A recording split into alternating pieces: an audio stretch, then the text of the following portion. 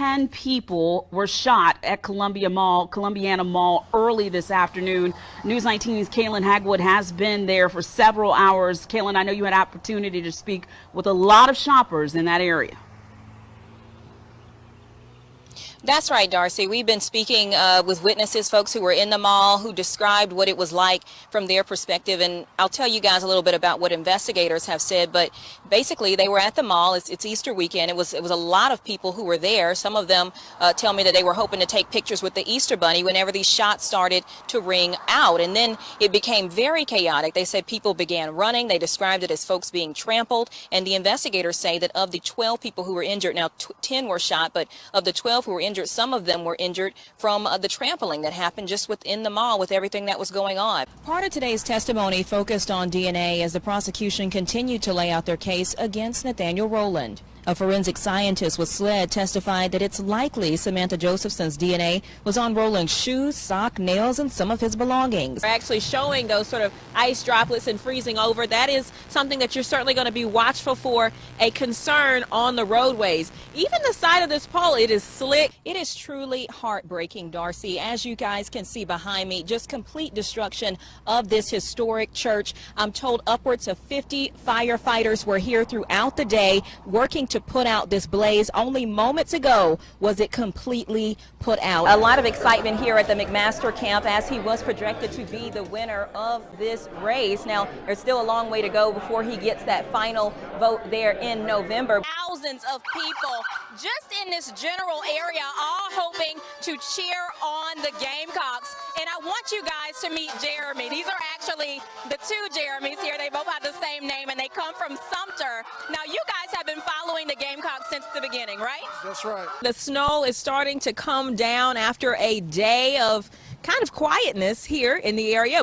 You know what, honestly, I might be overly bundled at this point. Chris, my photographer, has already taken his gloves off. State Department of Education data from as far back as 2016 shows students from 3rd to 8th grade are falling behind in standardized tests that measure reading comprehension year after year. Department leaders say some need intensive remediation to get back up to speed. Still, students have been able to progress to the next grade, with districts working to find a solution. It's not that they can't read. It's they have a difficult time comprehending what they're reading. Dr. David Mathis is the Deputy Superintendent of College and Career Readiness with the State Department of Education. His office oversees standards and literacy for students across the state. In high school, oftentimes their textbooks are very dense. They're very long passages to read. As they struggle, that escalates the problem. The State College and Career Ready Assessment, or SC Ready, measures progress in English language arts. This includes reading, writing, and communication. Now, the test is required by federal law, but in 2021, parents could opt out because of the pandemic. So we looked at numbers from 2019. Still, more than half of rising South Carolina high schoolers underperformed. The students that are suffering the most are those students who were behind prior to the pandemic. I think it's statewide, especially in underserved areas. It just didn't happen in high school. It has started in that building phase. Some of the lowest scores in the Midlands were at schools in Lee, Lexington, and Orangeburg counties. Patrick Kelly with the Palmetto State Teachers Association, one of the largest associations for educators in the state, says a student's home environment or how they feel can play a role in the test result. There are factors beyond schooling that impact student achievement. Factors like access to text during early childhood, around poverty. Academic words or phrases may also stump learners, the state says, but districts like Lexington Richland 5 are working to find a solution. You really are talking about something that's going to have a potential lifelong impact. Joe Eberlin is the assistant principal for instruction at Dutch Fork High School. It's not so much the actual ability to read. It is more that comprehension piece. It's more the stamina to sit for 10, 15 minutes on one reading passage can be a challenge. They're piloting a new literacy program to work on reading stamina and confidence. We often see fewer students needing the course in the second year. So how did we get here? The state says disparities that exist across South Carolina have contributed to the years-long reading comprehension issue. As for grade progression, students move forward based on coursework, not standardized test scores, though Dr. Mathis says the coursework should meet state standards. We hope it does. In a lot of cases, it may not, because teachers are overwhelmed, I think, with the depth that they have to go to. They're looking at ways to adjust the standards to allow for more learning time, with the hope of increasing student performance. As we're rewriting our standards, we're going to have fewer standards so that teachers can go deeper. Kelly, who is a high school teacher himself, says fewer standards could be helpful. By allowing them to dive deeper into their learning instead of having to skim through things at a surface level.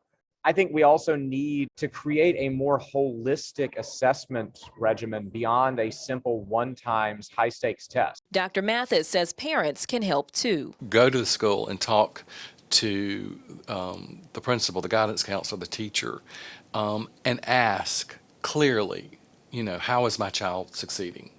What more can we do? Are there things that we can do, I can do at home to help? The State Department of Education is working to provide training and resources to districts to try to help with this issue. Now, if you'd like to see how your student's school is performing, we do have a link to the data on our website, WLTX.com.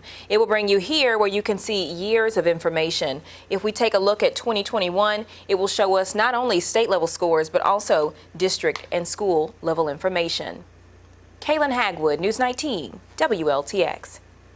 A stack of black and white images. Fuzzy, but the memories are clear. It was the early days at Dennis Elementary. All these little kids like this are now grown. A time Bernetta Wilmore remembers well. She lives right across the street, after all. Since I was 4 years old. What do you think she was thinking right there? Mom, do I look all right? That's. And across the street, she watched as the unused wing of the school, damaged from age, was demolished. I was kind of sad about it. I could have imagined myself being in Miss Witherspoon's class, which was the second grade. I know you can't hold on to older things. I'm getting older than nobody gonna hold on to me.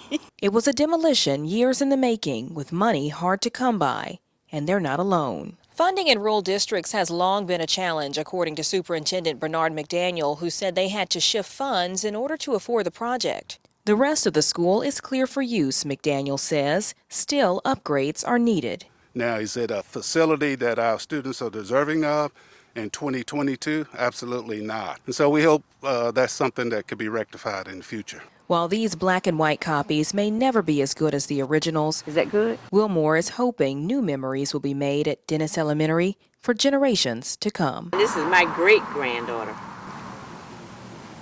And she may get a chance to go to this school also. Reporting in Lee County, Kayland Hagwood, News 19, WLTX. A weatherman can plan the forecast by the hour, and still the weather could shift. Anna Kate Sherrill's no weatherman, but a wedding planner who knows how to adjust. Snow is not in the plan, but we've planned through hurricanes and 1,000-year flood and all that stuff, so we're ready for it. It's a special occasion, after all. Maddie Barn, our high school bestie, and she is marrying another high school friend, Jay Daly. Maddie and Jay. Told Anna Kate, my planner, watch it be sleeting on my wedding day. And the other night she said, Maddie, you did this to yourself. You jinxed yourself. Edie and Jeff, Maddie's parents. And I said, stop looking at the weather. We knew as long as we didn't lose power, we we're going to be able to pull this wedding off. But even with the threat of ice, the night before the big day. Then it turned to snow and it was fine. And with the winter weather as their backdrop, guests big and small prepared. I'm just really excited. I'll probably just cry. Hello, gorgeous is what I'm planning on going with. I probably won't be able to talk. I love you. After weeks of wintry weather, mostly clear skies and dry conditions at First Presbyterian Church as the bride and groom arrive for their first look.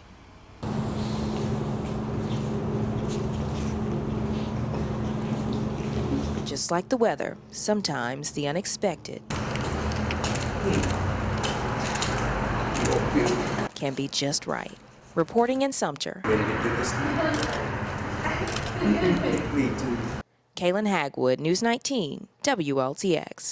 It's evening in Ukraine, and Natasha Robinov, a Columbia woman, is finally getting a chance to speak to her brother, Victor Zolotuhin.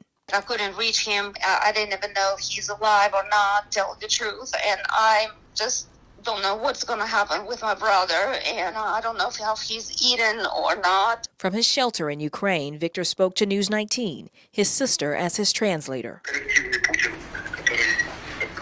The world does not have no idea what they got into with Putin, what kind of things he's doing. They're constantly sending bombs to the city, and there's shootings. The 47-year-old worked as a web designer in Ukraine's second largest city, Kharkiv, before being forced to flee his home for safety. Would you ask him what made him stay in Ukraine? He said that he loves his country and this is his home. Men of a working age also required to stay and fight. These people, they're stuck. The challenge to get food and other resources is growing by the day within parts of the country, he says. There's a bombing, so there's no way for them to escape and get something to eat. Their only hope now is that Putin will stop the carnage and the world's effort to slow the invasion will prevail. I would like Mr. Putin to suffer himself. I never feel that I hate anyone, but I feel that I hate him right now because my brother is scared right now and he doesn't know what to do. Kayland, Hagwood, News 19, WLTX.